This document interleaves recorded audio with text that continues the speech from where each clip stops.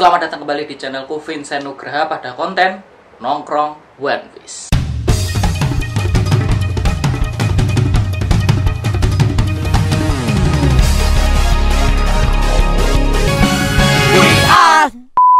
Oke, setelah video minggu lalu kita membahas tentang biografi Oda Sensei atau Eiichiro Oda, sang kreator One Piece. Pada episode kali ini aku akan membahas, atau lebih tepatnya cerita sih, tentang karya apa saja yang dibuat Oda Sensei sebelum One Piece. Tanpa pikir panjang lagi, ayo kita mulai.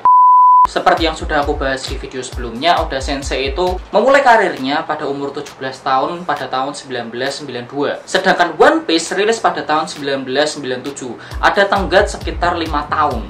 Nah, selama 5 tahun ini, Oda Sensei telah membuat 6 karya sebelum One Piece.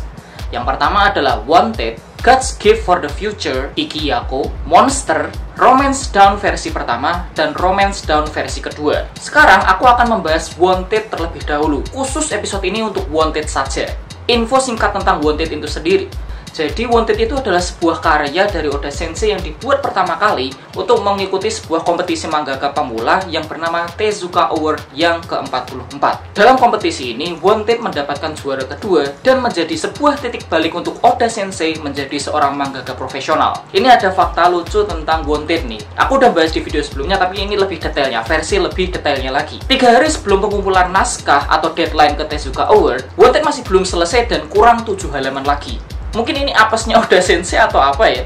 Cuman Oda Sensei mengalami sebuah kecelakaan mobil.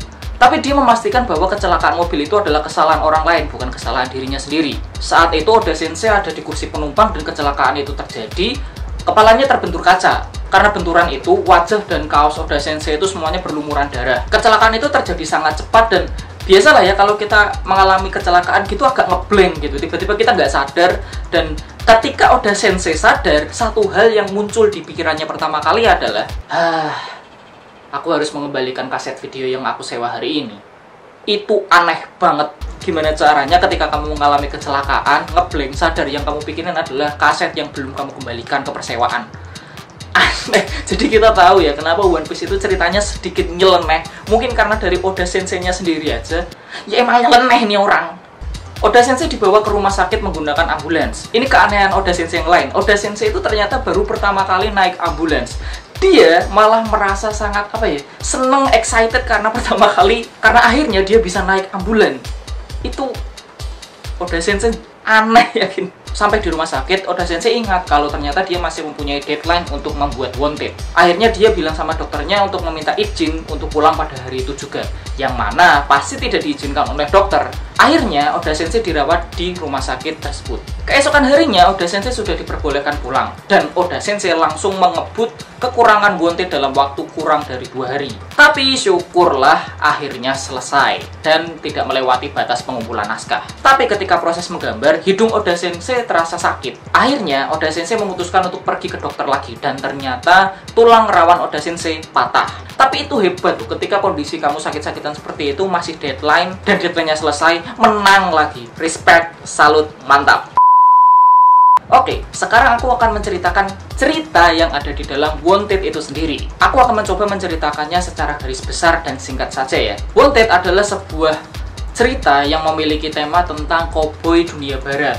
Tokoh utamanya adalah seorang pemuda yang bernama Gil Bastard. Secara fisik, dia itu orangnya biasa aja. Seorang laki-laki yang kurus, cukup tinggi, memakai kaos lengan panjang, pakai topi berwarna hitam, dan kacamata hitam. Untuk apa? Karena dia sedang menutupi identitasnya. Karena dia dianggap sebagai seorang penjahat yang telah membunuh banyak orang. Dilihat dari kejahatan yang telah dia lakukan, dia pun mendapatkan harga buronan untuk kepalanya atau bounty sebesar 84 miliar 340 juta. Bayangin itu uang kayak apa 84 miliar gitu untuk seorang kepala anak muda, koboi muda yang membunuh 84 miliar.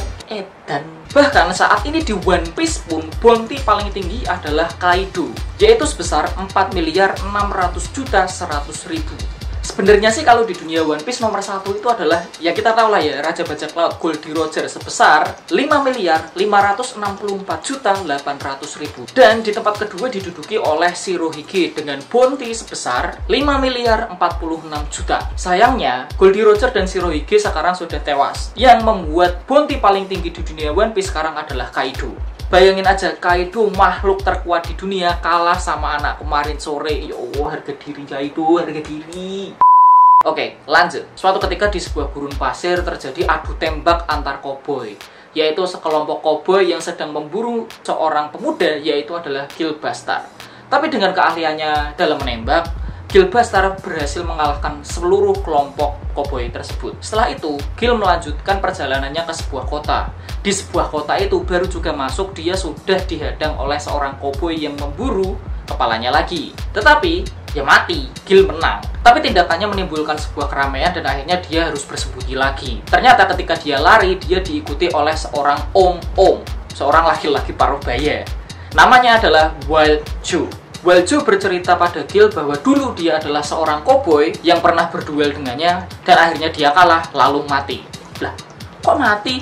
Iya, bener. Jadi si om-om ini, Wild Joe ini adalah arwah yang mengikuti Killbuster. Dia ternyata menjadi arwah penasaran karena dia tidak terima atas kekalahannya melawan Kill. Dan cara agar dia bisa pergi ke akhirat dengan tenang adalah melihat Kill mati. Atau cara lainnya, ada cara lainnya nih. Ternyata cara lainnya adalah si Wild Joe harus mengakui dan merelakan tentang kekalahannya. Meskipun dia sangat gak mau mengakui itu karena kalau kalian baca manganya cara matinya itu konyol banget. Tapi no spoiler. Ya sebenarnya yang aku lakuin ini spoiler sih ya.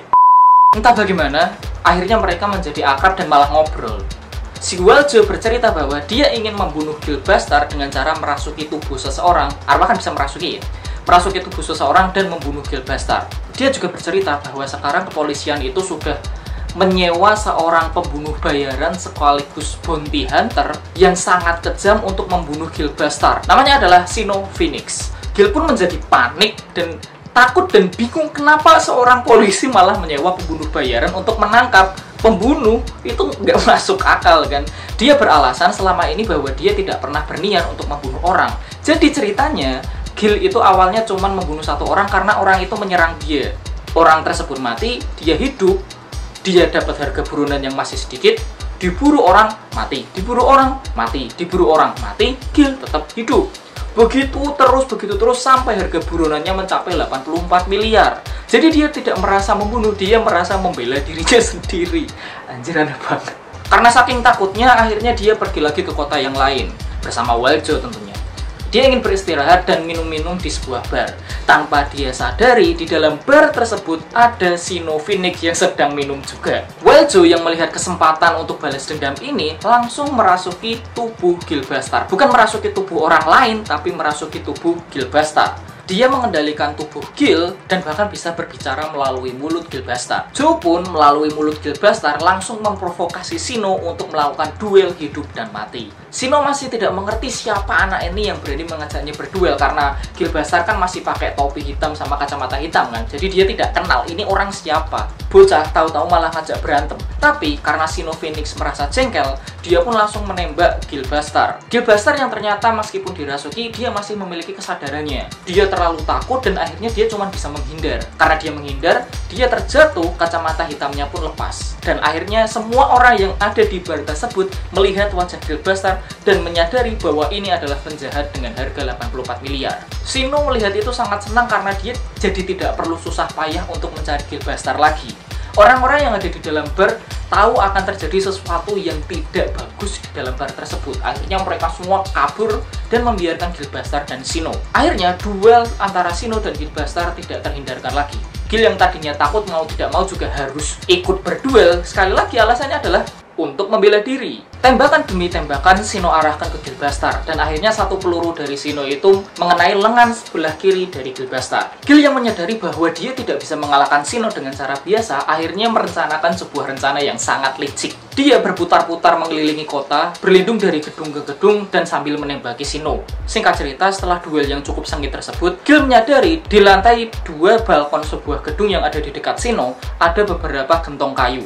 Lalu Gil menembaki pagar balkon tersebut agar membuat gentong-gentong kayu yang besar di atas lantai 2 itu jatuh dan menimpa Shino. Akhirnya rencananya berhasil. Gentong kayu itu menggelinding dan akhirnya jatuh tepat di atas kepala Shino the Phoenix. Shino Phoenix, sang pembunuh bayaran dan bounty hunter, mati karena tertimpa gentong. Akhirnya Killbuster pun menang. Semua orang yang melihat itu sangat tercengang dan dia menyadari bahwa Udah deh, gak usah ngejar Gilbastar lagi, ngapain? Pembunuh bayaran nomor 1 aja dia kalahkan, apalagi kita gitu. Bahkan Weljo yang seorang arwah tidak bisa mempercayai apa yang dia lihat. Dia niatnya ingin membunuh Gilbastar, malah akhirnya Gilbastar yang menang lagi. Secara bersamaan, pada saat itu juga, tanpa dia sadari, tubuh Weljo mulai menghilang secara perlahan. Gil pun lalu bilang, mungkin secara tidak sadar, Weljo akhirnya mengakui kekalahannya dan akhirnya dia bisa pergi ke akhirat dengan tenang. Tapi kenyataannya meskipun dia pergi ke akhirat sambil marah-marah sama Gilbastar karena ya gengsi aja mungkin ya, mau menerima kekalahannya. Kisah Gilbastar dalam Wanted pun berakhir dan ditutup dengan kalimatnya, "Aku akan menemuimu di dunia sana 100 tahun lagi." Nah, itulah kisah Wanted karya Oda Sensei sebelum One Piece.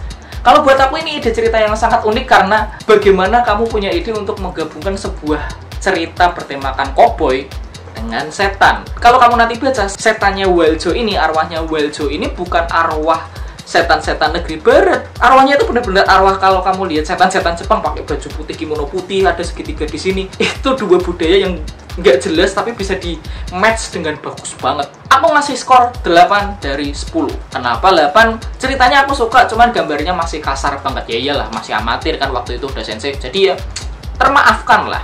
Bagaimana menurut kalian? Tolong tuliskan skor dan komentar kalian tentang video ini atau tentang Wanted sendiri di kolom komentar di bawah ini.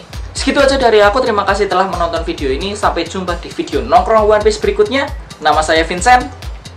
Ciao.